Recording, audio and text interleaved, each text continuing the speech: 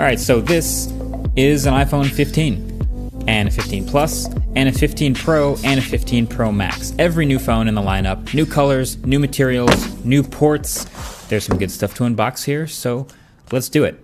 So, starting with iPhone 15 and 15 Plus. This iPhone 15 here is the new blue color, and it is...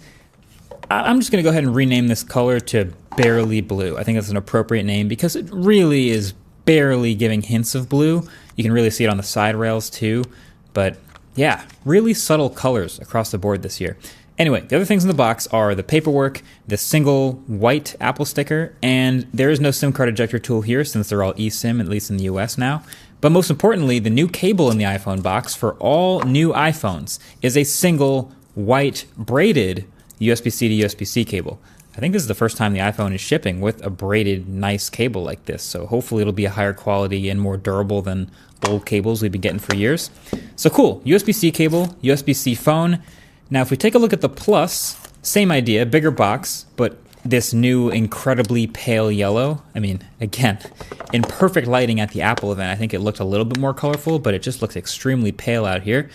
And then we've got the Pro boxes for the Pro phones as well. Still white boxes, but dark wallpapers. So the iPhone 15 Pro I have here is the new dark blue color. I almost want to call this one Barely Blue again, but this time it's darker and kind of borders on gray when the light hits it from certain angles. Very safe. Same stuff in the box after that though. The paperwork, the white Apple sticker, and the new braided USB-C cable. And then our iPhone 15 Pro Max here is the new natural titanium color. And I gotta say, guys, I think this is going to be the one to get. It's the best color in person in the hand. I'll talk more about why in a minute, but there you have it. The slightly new unboxing experience on iPhone 15s and 15 Pros. So by the time you see this, I've been testing these phones for about 6 days now.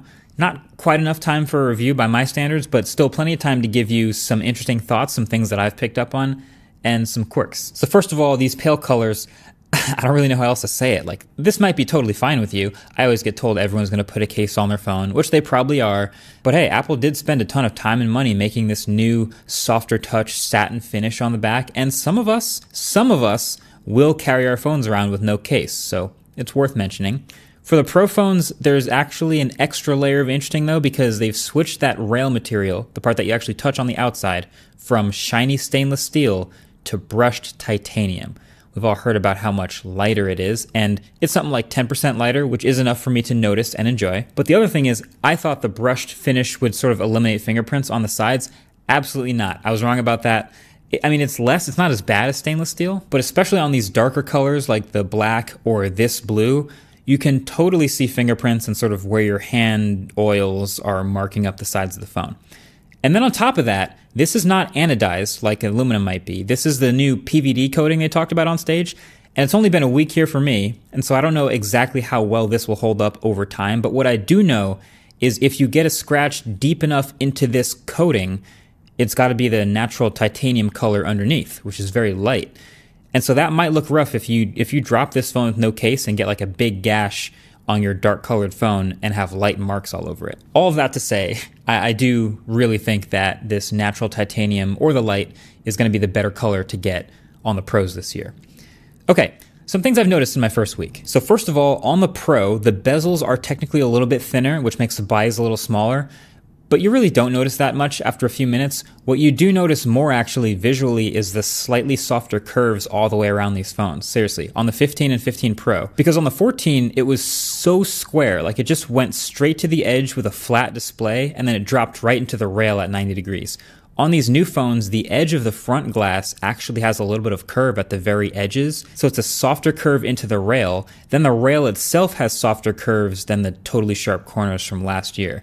So I think it's a nice hybrid of making it just more comfortable in the hand with these curves, but still keeping the generally boxy look. Now, with USB-C on these phones, we already learned that you can just plug in a cable to charge an accessory, right? So it's no reverse wireless charging, but you can at least plug in a USB-C cable straight to AirPods or an Apple Watch MagSafe charger, whatever, and it will charge from your phone's battery. So that's already pretty interesting. But I decided it's worth learning all the rules and behaviors of plugging things into the iPhone 15s. So here they are. So if you plug in any older Lightning iPhone into a USB-C iPhone, regardless of the charge state, the USB-C iPhone will always give battery to the Lightning iPhone. Every single time, no matter what. Now, if you plug in another USB-C iPhone into your USB-C iPhone, it actually does a handshake where they talk to each other, figure out which one has the lower battery, and then the one with the higher stated charge goes, all right, I'm a battery bank, and I will start charging the one with the lower stated charge, all the way till you unplug it. So I thought that was pretty interesting, and it works pretty well. Then I decided to try a couple of Android phones and see if the same handshake happened. Basically what we found is if you plug into your friend's Android phone who has more battery than you, and that phone has USB PD, it will actually act like a battery bank. But if the phone doesn't have USB PD, which is a bunch actually right now, it's pretty inconsistent, and you could end up charging it, or it could end up charging you. Literally unplug and try it again. But if it has USB power delivery, it will actually do the same handshake that the iPhones do. It's only 4.5 watts out, so it's not huge. It's not going to fast charge or anything. But it is ideal for accessories. You can literally use the cable in the box to charge up the new AirPods or whatever else you want to try. But yeah, you can rescue another smartphone in a pinch. So then, the new action button on the Pros. I was very curious about this. I was not sure if it would have some restrictions or if there's some things that it wouldn't let you do. And it turns out, I haven't been able to find any so far. It seems like it basically lets you do anything you want, and I'm very happy about that. I mean, this was a feature of a lot of Android phones in the past. There were some LG phones that did this, some Sony phones, I want to say some Asus phones. I'm hoping it starts to make a bit of a comeback here because on this new iPhone, it is great. So you jump into the settings and go to Action Button, and it loads up this whole crazy UI that's just like nothing like any of the other settings pages on the iPhone. Like they just stapled this in here, but okay.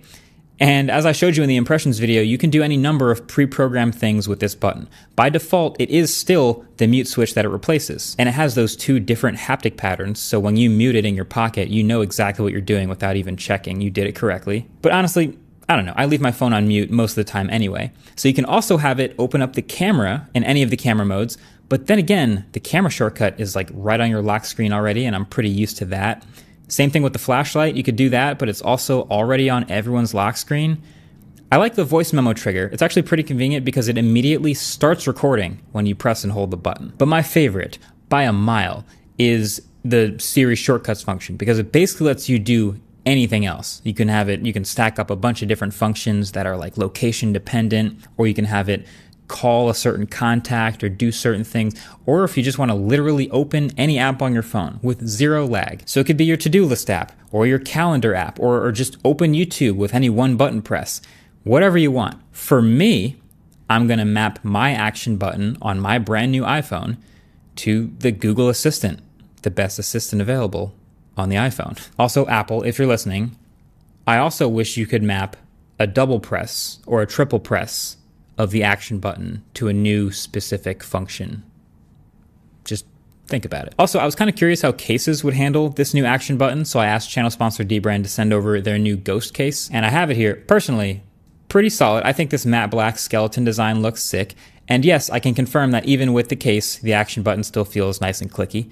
Now, you might be thinking, all right, what's so special about this clear case? I've seen a million clear cases, and between the skeleton and MagSafe, there's a bunch of other stuff, but my favorite, personally, is if you've ever owned a clear case before, you probably know that after a while, it kind of ends up looking like this, just disgusting and yellow. But Dbrand has promised me that they've specifically engineered the Ghost case to be impossible to yellow.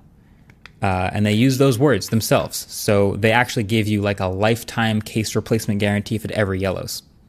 So that's either a real promise or free cases for life, the way I see it. Either way, if you're interested, I'll leave a link below the like button if you want to check it out. That's the Dbrand Ghost case. Now, I've also been taking some pictures and videos with these new cameras to get a sense of how they perform. I will be taking many, many more, posting them on Twitter if you want to follow me there, Instagram as well. I also fully plan on shooting the next autofocus car channel video with this phone, so you already know you can go subscribe over there to see how the video looks, to hear how the microphones sound. One thing that they did mention in the keynote specifically was there was a new coating over the lenses that I immediately thought, oh, does this fix the horrible nighttime flare issues with the iPhone's video? First thing I did was go to a dark room, bring it out at night, shoot with some lights. No, it didn't fix it. Unfortunately, I'm sure the coating does some other great stuff during the daytime, but there's still flare issues, sadly. But also, lastly, I want to clarify the new camera behavior on the Pro phones. In the impressions video, I was a little down on the whole like 1x versus 1.2x versus 1.5x thing because I thought it was literally just a digital crop, which would be pretty pointless to me.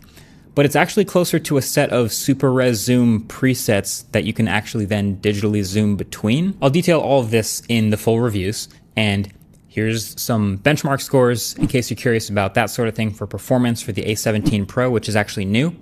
But generally, I think that wraps up my second impressions, my second look now that I got them in the studio. Really, I feel like the base iPhone 15s, if you're thinking if you want to buy one of these or pre-order them, it's a bigger improvement than it seems on paper. Like, nothing is actually new here, but because it's bringing things from last year's Pro phone, it's actually a very solid phone.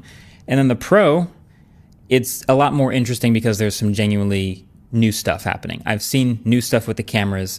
Also, it seems like someone found out the batteries are slightly bigger across the board, which is good too. We'll see if that holds up. But generally, let me know what you want to see in the full reviews in the comment section below, because I will be working on those over the next couple days and weeks, and hopefully you'll see that soon. Either way, thanks for watching. Catch you in the next one. Peace.